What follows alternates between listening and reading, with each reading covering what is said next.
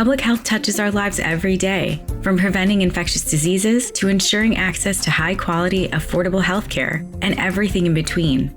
Earning your Master of Public Health online makes it easy to gain the skills and knowledge you need to find lasting solutions to our most pressing public health issues, locally and globally. With the online MPH from the University of Michigan School of Public Health, you can make the biggest impact on the communities you care about. Learn more at publichealth.umich.edu/online-MPH.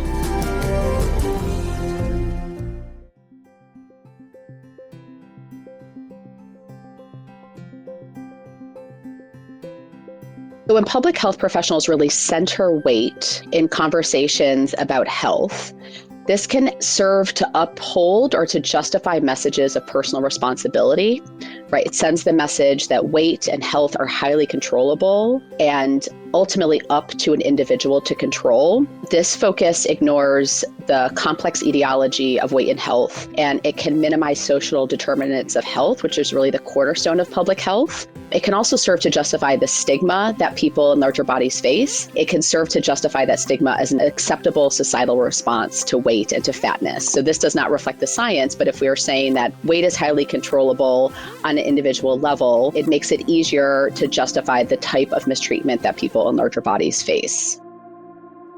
Hello and welcome to Population Healthy, a podcast from the University of Michigan School of Public Health.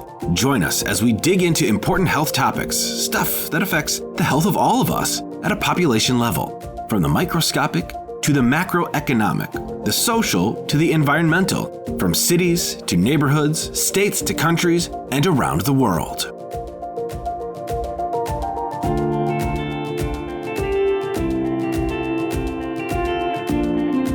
Kendrin Sonneville is an associate professor in the Department of Nutritional Sciences at the University of Michigan School of Public Health. Her research is focused on the prevention of eating disorders and utilizing weight-inclusive nutrition and public health to improve the health of people across the weight spectrum. She wants more people to understand that health cannot come down to one simple metric. I started my career working as a registered dietitian before I even entered the field of public health. And I saw a lot of weight stigma in my clinical practice, even though I didn't have the language to describe it at the time. I was working in an eating disorder clinic, and the way that we treated people in thin bodies who had weight concerns is so different than the way that we would treat weight concerns in people in larger bodies. And it was that experience and that sort of cognitive dissonance that brought me to the field of public health. And I came to public health thinking I was going to study eating disorders prevention, because it is what I had worked with clinically. But the more I worked in the eating disorder prevention space, the more I saw weight stigma and anti-fat attitudes to be really what was driving eating disorders on a population level. And the more I became passionate to recognize not just the role of weight stigma in eating disorders, but recognizing weight stigma more holistically and the impact it has in public health across lots of domains, like the mental health domains.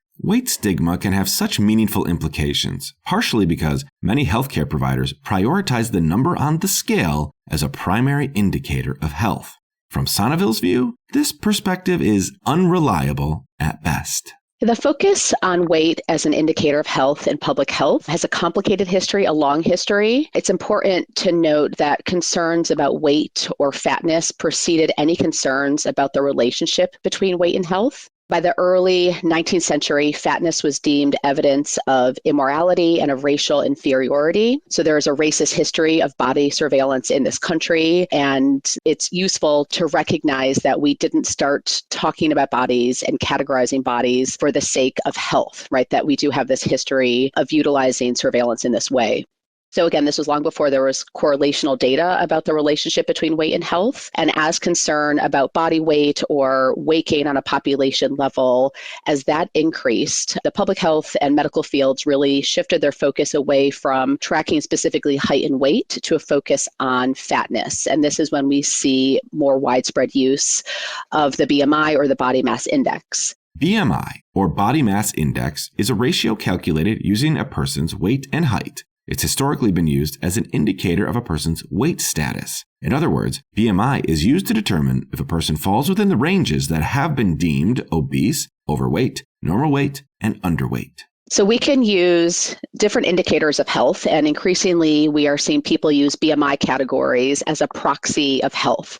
And we make an assumption that we can tell a lot about someone and their health based on their BMI. But there's research that tells us that when we use BMI as an indicator of health, we get it wrong quite a lot. And depending on people's body size, we can get it wrong even half the time, which tells us the indicator is not working well at all. In one study, they found that when we use BMI as an indicator of cardiometabolic health, about 75 million Americans are misclassified. That is, we are making assumptions about their health based on their body size that is wrong.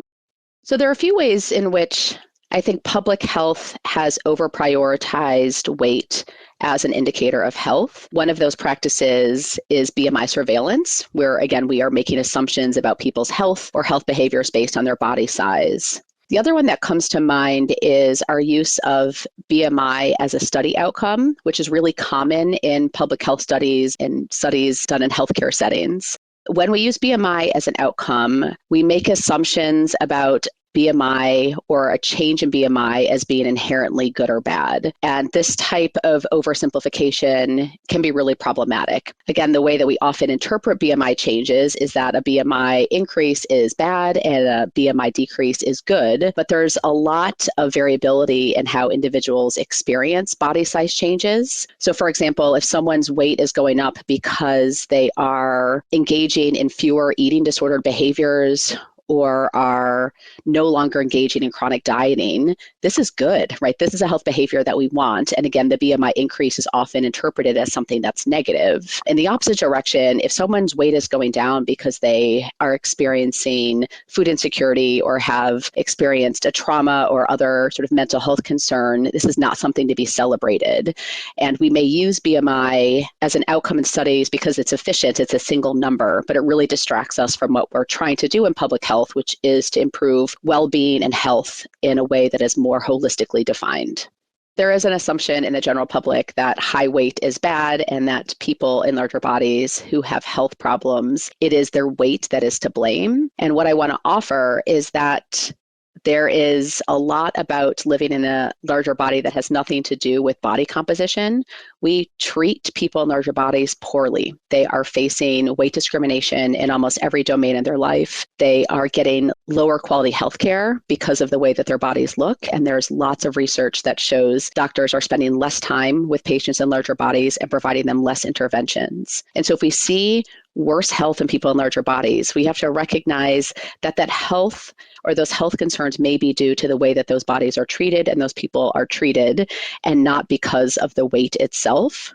And along the same lines, the solution to poor health is often not weight loss, right? The solution may relate to behaviors, to better access to healthcare, to less mistreatment. And we have to avoid making this knee-jerk assumption that the best way to improve health for people is through weight loss. To date, there's actually been very little assessment of weight bias in public health campaigns or attention paid to weight bias in public health in general. What I have seen in public health is that we've been really focusing on interventions that are designed to change people's bodies. And that has been the focus of interventions to improve the health of people in larger bodies. And I'd really like to see the public health field invest in reducing anti-fat bias as a strategy to improve the health of people in larger bodies. Weight stigma can take on many forms. It's not just about people's personal biases. It shows up in the structures that shape our everyday life. The term weight stigma itself is part of the growing vocabulary that has emerged in recent years to identify the negative impacts of a weight-focused culture. There's lots of terms we use to talk about mistreatment based on body size, weight bias or weight stigma, anti-fat attitudes, fat phobia. And honestly, those terms, you will hear them used interchangeably. The way that I like to think about them is that weight bias is a term used to describe the negative or stereotypical beliefs that people hold about people in larger bodies. And weight stigma really describes the way in which that weight bias is enacted. So this is where we see stigma that occurs on an individual level and structural levels. It's the enactment of our negative beliefs. Weight bias or weight stigma can occur on lots of levels. We think a lot about interpersonal weight stigma. And honestly, the field of weight stigma research has focused on really overt forms of weight stigma. That's weight-related teasing or bullying or name-calling. But weight stigma can be a lot more subtle or insidious. So relational weight stigma can look like not wanting to befriend someone who is in a body that is deemed unacceptable or undesirable in some ways. But it can also look like weight-related comments, sort of assumptions about what people should or should not do or should not wear because of their body size. And in that way, it becomes a really daily experience for some people where they're always made to feel different or other because of their larger bodies. We also see weight stigma happen on a structural level. And some of the most harmful forms of this relates to where healthcare settings are designed with thin bodies as a default. We can think about the equipment in an exam room, the hospital gowns, the blood pressure cuffs. Equipment that is most readily available is the equipment that is designed for thin bodies. We also think about weight stigma in healthcare settings being related to how services are withheld from people in larger bodies, most notably fertility treatment or joint replacement surgery or life-saving gender-affirming surgeries. There are many of these types of surgeries that folks in larger bodies are not able to access. Increasingly, we are using the term anti-fatness or anti-fat attitudes in the field to really name the people who are affected by weight stigma. People across the weight spectrum certainly can be mistreated because of their body size, but it is the people in large bodies and the folks in the largest bodies that are experiencing the most weight stigma or the most anti-fatness and are those that are most likely to be exposed to structural forms and really harmful forms of weight stigma. Sonneville's recent research explored the connection between weight stigma and mental health at a critical point in a person's development. As part of the Healthy Mind Study, a web-based survey examining several mental and behavioral factors among the lives of college-age students, Sonneville's team sought to unpack the impact of weight stigma on the mental health of nearly 3,000 college students. Her research team found that about 12.3% of students experienced interpersonal weight stigma and 15.3% anticipated it. In other words, they expected to experience weight stigma at any given time. Whether experienced or anticipated, the odds of developing mental health concerns were elevated for these students. In our study, weight stigma was consistently associated with poor mental health, and this included increased symptoms of eating disorders, disordered weight control behaviors, binge eating, and purging, also symptoms of anxiety and of depression. There wasn't much in this research that was totally surprising to me. We know that weight stigma is associated with worse health, worse physical health, and worse mental health. What was surprising is a couple things. One is that the relationship was as consistent as it was across many domains of mental health outcomes. I come from the eating disorder field, and so we can often think about why weight bias might really relate to eating disorder behaviors. But in our study, we saw that experiences of weight stigma were associated not just with weight concerns and eating disorder behaviors, but also of symptoms and anxiety and depression. And it really speaks to how far-reaching the impact of weight-based discrimination can be. The other thing that was interesting about this study is that we asked about a type of weight stigma that is not so overt. Because most of the weight stigma research really focuses on weight-based teasing and bullying, which we think of as maybe the tip of the iceberg and the types of stigma that people may experience, we wanted to understand about weight stigma and people's daily experiences. And so we asked them about how often in their daily lives people are acting as though they are better than them because of their body weight. So this felt like a sort of a low-level form of weight stigma, and even exposure to this type of weight stigma was consistently and strongly associated with negative health outcomes. What that tells me is that, again, the type of research that's focusing only on weight-based teasing or bullying, that's just scratching the surface in terms of helping us understand how much anti-fatness and weight bias is really harming the health of people. Sonneville explains why it's important to spotlight young adults when it comes to weight-associated stigma. College students are at a vulnerable transition in their lives.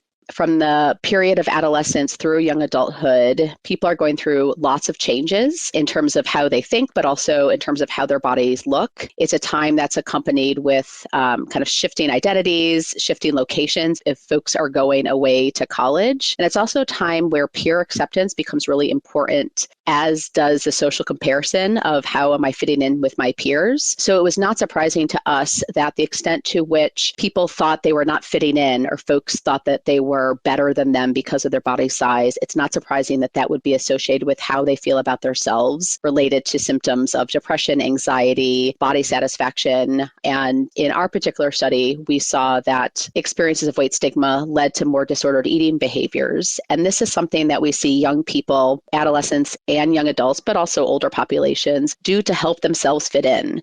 If they recognize they're being mistreated because of their body size, people can feel really desperate to engage in behaviors that are potentially really harmful in order to reduce their body size. The thing that's so frustrating about a finding like this is if you think about public health strategies that are focused on BMI surveillance, we do so much to tell people that their weight is high. Right? I think about BMI report cards in public health settings or in clinical settings. It is really common for a doctor to comment on people's body size to let them know that their weight is over a certain cutoff. So we spend so much time telling people that their weight is quote unquote a problem or is too high. And when someone thinks their weight is a problem, that is associated with more experience of stigma, more harm related to stigma. And we also know it's associated with worse health and worse health behaviors. So a finding like this reminds me that we have to really think about our public health approaches that are really designed to categorize people as having a weight that's over a particular cutoff. Through her work, Sonneville advocates for a shift in perspective.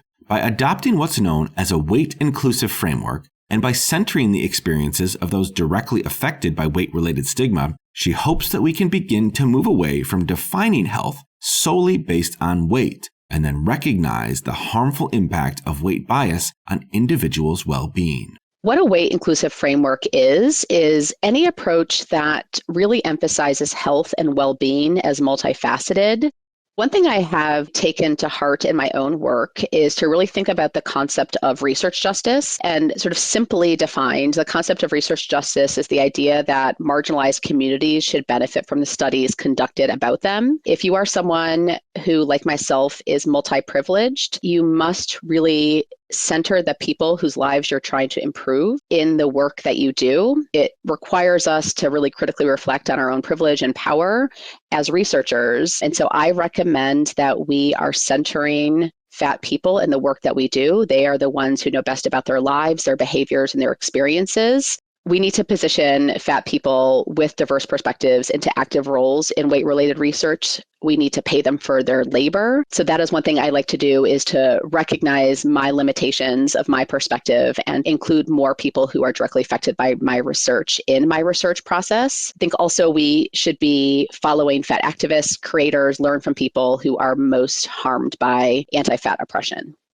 Diet culture and anti-fatness is so ubiquitous and normalized in our society. And if you are not someone who is deeply personally affected by it, it can be really easy to miss.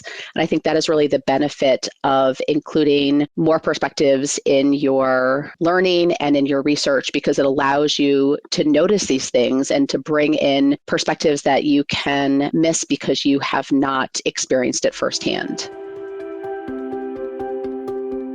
I was trained in a way that made me think about weight as really central in how we define health and well-being. Weight was the focal point for intervention. And in utilizing weight-inclusive frameworks, I'm trying to move away from this narrow definition. I want to be thinking about health and health behaviors and their social determinants as the focal point for my intervention, and to really recognize the way in which health access is differentially offered to people because of their body size, and really think about how we can reduce weight stigma as a way, again, to improve health of people across the weight spectrum. There is a quote that I often use in a paper by Tracy Tilka that was one of the first papers to introduce weight-inclusive frameworks to the broader scientific audience. And she says that a weight-inclusive approach challenges the belief that a particular BMI reflects a particular set of health practices, health status, or moral character. And that's what I think about when I am studying weight-inclusive framework, is to avoid making assumptions about people based on their body size. We know nothing about them by just looking at the size of their body.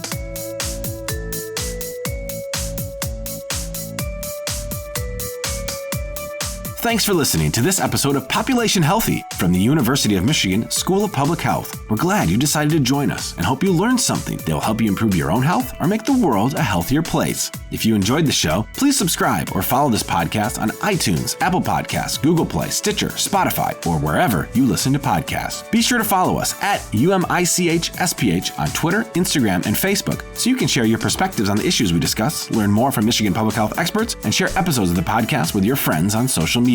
You're invited to subscribe to our weekly newsletter to get the latest research news and analysis from the University of Michigan School of Public Health. Visit publichealth.umich.edu/news/newsletter to sign up. You can also check out the show notes on our website, population-healthy.com, for more resources on the topics discussed in this episode. We hope you can join us for our next edition, where we'll dig in further to public health topics that affect all of us at a population level.